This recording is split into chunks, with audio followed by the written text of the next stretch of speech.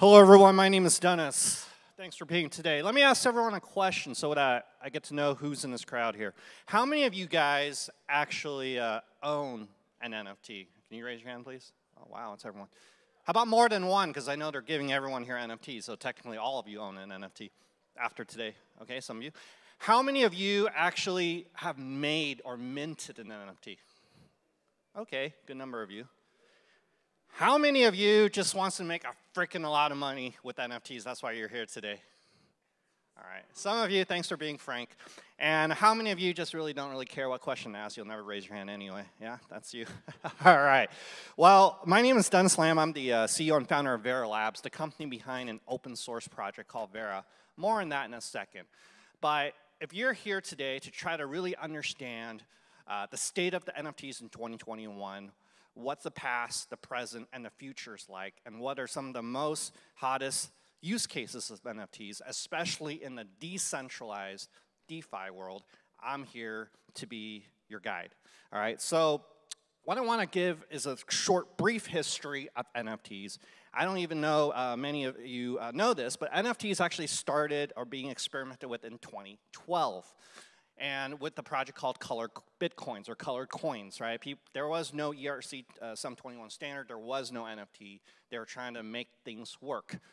The real inflection point in the entire history of NFTs is in September of 2017. That's when Ethereum came out with this NFT standard, which defined what non-fungible tokens should be like programmatically.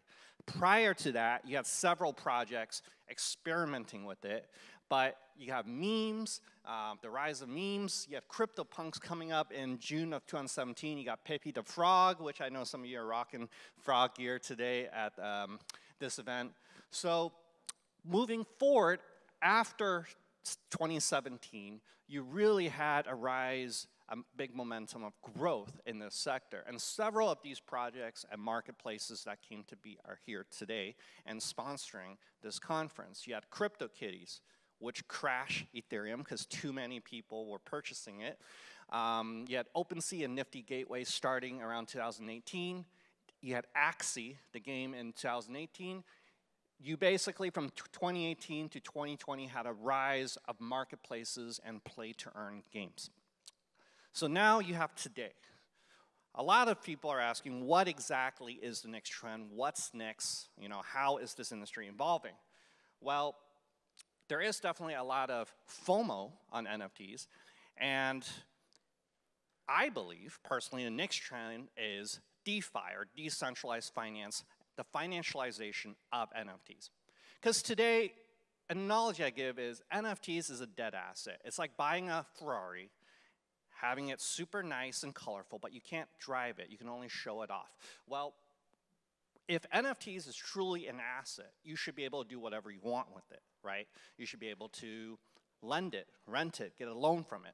All of these features are things we take for granted in assets today, but it's not possible with NFTs, at least from a technology standpoint, and especially in a decentralized fashion that's non-custodial. So let's hold on to that thought. Let's shift gears a little bit and talk about the present. Recently, a lot of folks have asked me, what do you think about Mark Zuckerberg changing the name of Facebook to Meta, or Steam, the gaming company, right? They just decide to ban all NFTs related to cryptos and NFTs in their ecosystem, or even China, right? They're super cracking down not just on Bitcoin and mining, but now they're trying to crack down on NFTs, right? So a lot of people might have uncertainty on the future of NFTs due to these things.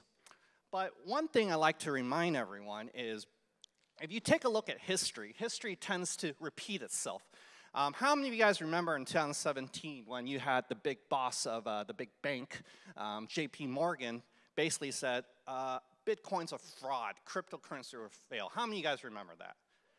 Most of you, right? You've been in crypto quite a while, right? That's 2017, and during that time, you know, you had countries like China, they were shutting down and trying to get rid of Bitcoin and mining, and look what happened. Just 3 months ago, or actually a couple weeks ago rather, Bank of America, one of their top guys, basically came out and says, hey, DeFi is going to be more disruptive than Bitcoin. That's amazing, right? It's really just a couple years. And DeFi and decentralized exchanges, the volumes soar, especially in China, when their crackdowns intensified. And what does that show? It shows that no matter what type of government and philosophy one have towards how the world or country should be governed, people, the human race, we want the freedom to do what we want to do with assets we own, in this case, cryptocurrencies, right? The results show that. And that's why I would ask everyone, well, if there's uncertainty today about NFTs, what do you think the future is like after seeing how, history played out? NFTs is an extremely interesting development because it brings together people of all backgrounds. It's an intersection of technology and finance and art and culture. I mean, it's like, as I say, a Burning Man meets Coachella meets a boardroom meeting in New York City. All types of people in this melting pot. And a lot of people are interested in it because they see that it is an open economy where assets can be freely shared and transacted between people, and the value of it is dictated by the free market, as opposed to a government, a platform, or a big tech oligopoly saying what you're worth or what it can be worth. And so there's definitely going to be a lot of interesting dialogues beyond technology. So I guess I don't know if there's music or volume here, but I was going to show you a short video of, introducing what we do. Can someone help me out with the video? If not, maybe I'll skip it. What do people want from NFTs? 1. Affordability for your favorite NFTs. 2. To generate passive income from your NFTs. Vera makes this possible. For the first time in history, people can have true one-of-a-kind digital ownership of the things they create, powered by NFT technology. NFTs connect financial markets to the digital world, making economies more innovative, efficient, and democratized. Technologists agree that NFTs will fuel the next trillion-dollar industry after the advent of Bitcoin and other cryptocurrencies. But there's a problem. NFTs don't have the essential framework used by other financial instruments. Right now, if you own an NFT, the only thing you can do is sell it. But there's so much more potential. You should be able to rent or lend your NFT to other people, make money from it, or even use it as collateral for a loan. There also needs to be buyer and seller protection, so your assets cannot be stolen or lost. Enter Vera. Vera is built to work with NFTs minted on any blockchain and is blazing fast and has low fees. What else? Vera enables developers to rapidly deploy financial apps for any NFT. Developers save money with Vera, which solves technical complexities, manages security risks, and lowers development overhead, meaning devs don't need to build their own financial apps. Finally, Vera is censorship resistant and works with NFTs minted on any blockchain. And by any, we mean any. That means our network makes every day a payday for anyone, anywhere. So say goodbye to NFTs that don't make you money and collect dust in your wallets. And say hello to Vera. Vera enables a new generation of apps that make NFTs work for you. So, we're in the DeFi space, all right? How to make NFTs more useful and not just a dead asset. And I want to highlight 4 of the areas that are being innovated on in this space are these 4: position tokenization, pricing, investing, and lending, and liquidity. Some of the key players in position tokenization are players like Uniswap, right? If I'm staking my cryptos to provide liquidity for a network, I can represent my stake as a NFT, right? Curve is doing cross-asset swaps using NFTs. Solve is taking a banknote and turning that into NFT, one of our partners in the ecosystem. In terms of legal positioning, there's some interesting plays. Instead of asking how can DeFi or how can NFTs supercharge NFT, they're asking how can NFTs supercharge DeFi. So recently, Yearn Finance is a DeFi protocol. It got hacked, but it got insured by a protocol called Nexus Mutual. And so technically, in insurance, there may be necessity for KYC, right?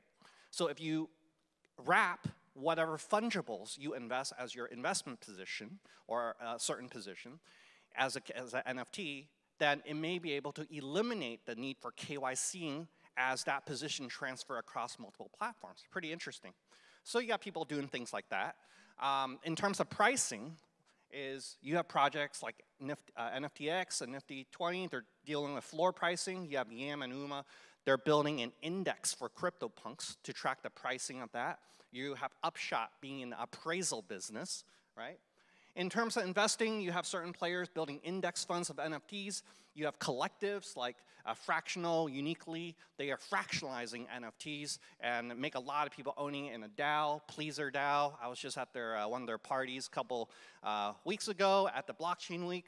You know, big fan club with the Doge, right? That has a competitor now called Shiba. Fund management, you have a bunch of quant trading guys that are buying a bunch of NFTs and trying to figure out how to generate revenue with it.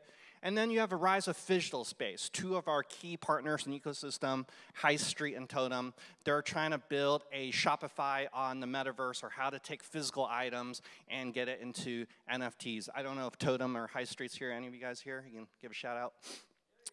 There you go. Okay, but where I'm passionate with is lending and liquidity, all right?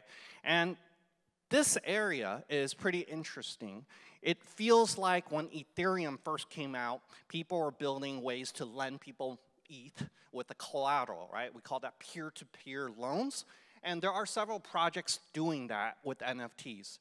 But in my opinion, the future is not peer-to-peer. It is something I call peer-to-contract or smart contract. Peer-to-peer requires, if you want to lend something, you have to wait to find someone else on the other side of the marketplace. Peer-to-contract is if you want to borrow or lend, you can directly transact with a smart contract, which acts as a decentralized bank. And Aave and several of these lending platforms are proven to be have in terms of more potential for adoption compared to, say, ETHLend. So that's the area where we're, as Vera, our team, our lab, we're innovating on. And instead of focusing on loans, right, which in my opinion is currently very challenged because the pricing infrastructure is very new, we're focusing on peer-to-contract rentals, like renting and lending, NFTs, and mortgages, which is also known as financing. So imagine now you can rent your NFTs to other people, but even if you can't find other people in the marketplace immediately, if your NFT has somewhat of value, you can stake your NFT on our network, start generating income, but our network will make use of that NFT financially in some other way, like a decentralized banking institution.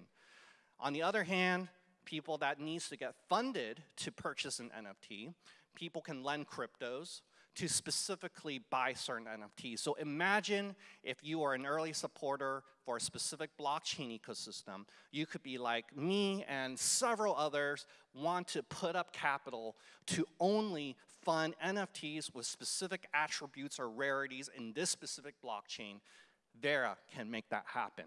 Now, what we're building right now is basically to demo these decentralized protocols, a rental and mortgage marketplace. We're very excited to announce publicly at this event that we just launched our decentralized rental protocol app on the Ethereum testnet. All of you can go to their website to play and check it out. We will have a mortgage version of this up very shortly. Okay, so rent, mortgaging, and NFT yield farming. That's what's coming up next. So some of the use cases we work with include seller and lender protection. One of the things that we're trying to work on that I think is very neat is, well, if you want to rent or if you want to purchase an NFT and take a loan to do it, but you require a collateral, then what's the point, right? If I already had the collateral, I can just buy this NFT. So we're working on a form that is pretty cool, which allows you to have seller protection or lender protection. If you buy an NFT but you haven't fully paid it off, it can't be transferred out of your wallet until you pay it off, and you fail to pay it, it'll go back to the owner, right? Similar mechanism for lending. So membership NFTs, metaverse mortgages, buy now, pay later, play to own, curated collection rentals, one of several use cases we're currently working with many of our ecosystem partners. To conclude, I want to highlight a few superhero projects that I know are with us today here in New York City. You know, if you guys have a chance to get to know them as well, I think they're doing some really cool stuff in the ecosystem. How many of you guys, where's Totem? Are you guys here? Daniel? You guys? No? All right. Well, if you guys want to check them out, we're at the second floor of Margaritaville. They're building one of the first collective social impact mission-driven metaverses where your actions in the metaverse is supposed to benefit humanity. And a lot of the value generated is actually given back to charities, nonprofits, foundations, because according to them and their quote, the current state of social media, mainstream media, and consumerism is leading us, the people, towards the downfall of our health, the planet's health. Right? So that's what inspires them to build this. That's my metaverse avatar and identity in their metaverse right there. Okay, another company that's making some splashes here in the NFT space is Famecast. Rex, are any of you guys from Famecast here? Hey, hello, Famecast. So what's really cool is they already have a non-crypto or NFT-related platform that works with a lot of influencers, celebrities, and helps them monetize their businesses. A lot of these individuals are interested in NFTs now, and they are doing a lot of work to use NFTs to raise awareness for social issues, activism, and those kind of things. For example, recently some of their clients got on Ellen DeGeneres and a lot of these national TV networks to raise awareness about Stop Asian Hate, and they're going to do some NFT plays there as well. And we're happy to partner with them to make these things happen. So with that said, all right, guys, to wrap it up, thank you so much for being here today. If you want to learn more, I have a QR code. You can scan that and learn more about us. All of you today, or that are at this event or conference, will get swag. We're launching our first ever NFT. I don't know about you guys, my first game is Magic the Gathering, so, you know, like with Mount Gox and everything, that's something that's very nostalgic to me. So we made a Vera Genesis key with our art team. It's indestructible, and this will be given out to everyone as swag. And when we start releasing our production products and marketplaces, if you hold this key, you will gain access to our future marketplace and ecosystem. So once again, my name is Denis Lam. Also, by the way, check out veraholiday.com if you don't know how to scan a QR code. We're giving away over $1 million in swag and rewards with all our ecosystem partners. I'm going to be at the second floor at Margaritaville. You come in, you're going to probably have meals there. You'll see a big CryptoPunk banner. That's our booth. So thank you so much, everyone, for being here today. I hope this information is helpful. Denis Lam, Vera Labs. Thank you.